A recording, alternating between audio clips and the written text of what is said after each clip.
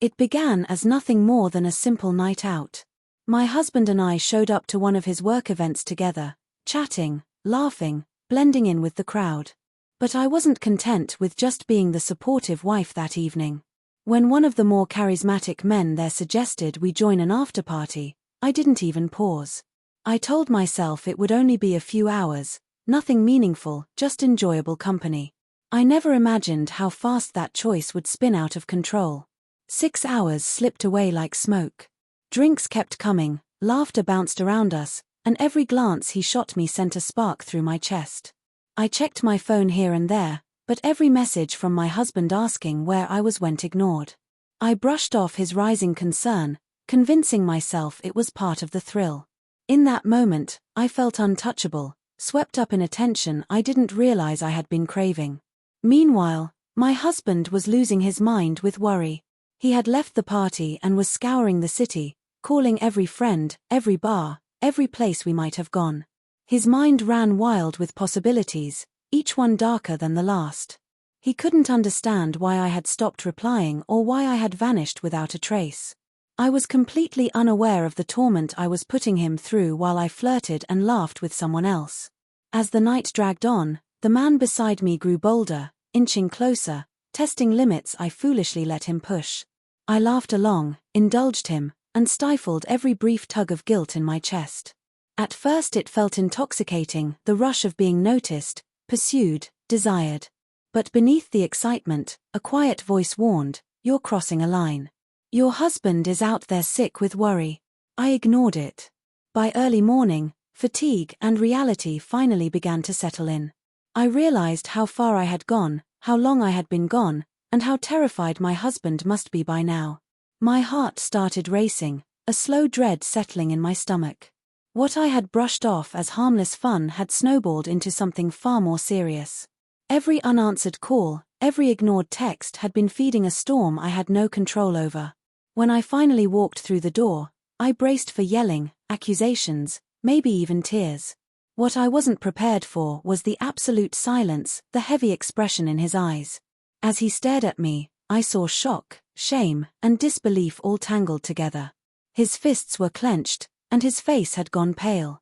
For the first time, the magnitude of what I'd done hit me with brutal clarity. He didn't shout. He didn't immediately assume the worst. He simply stood there, taking in every minute I had been gone. The air felt suffocating, thick with his unspoken judgment.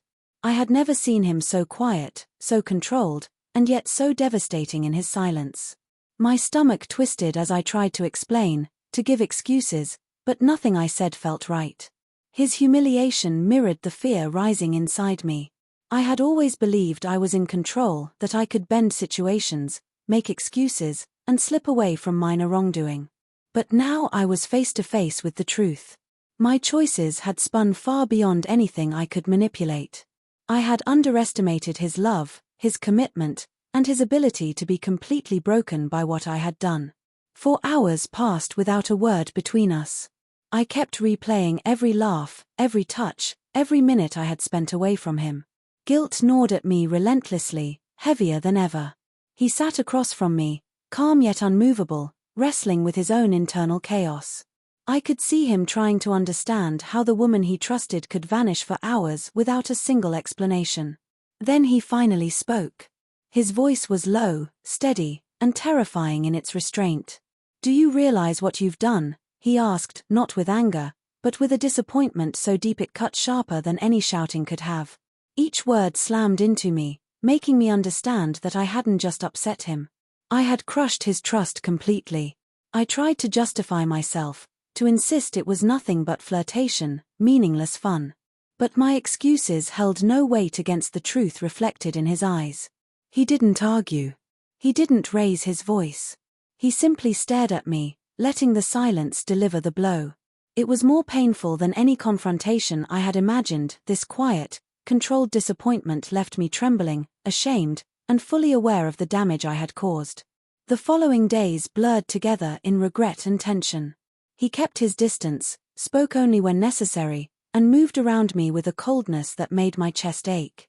I realized that those 6 reckless hours had changed our relationship in ways I couldn't undo. Every unanswered message, every avoided glance, every heavy sigh reminded me of my betrayal. I had created a rift between us that I wasn't sure could ever be bridged.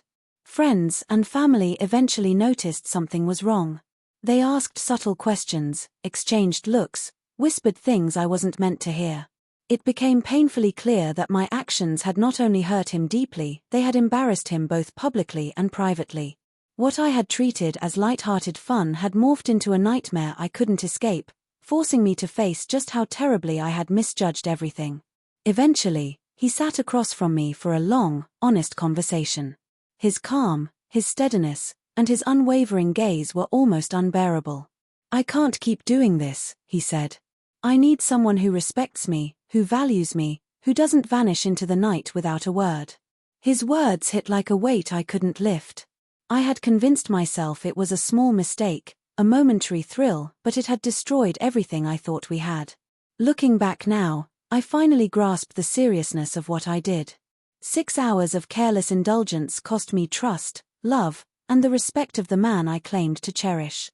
His silence, his disappointment, and his firm resolve left me shaken, humbled, and permanently changed. I learned that one impulsive choice can reshape the entire course of a relationship and that the consequences of even brief betrayal are impossible to outrun.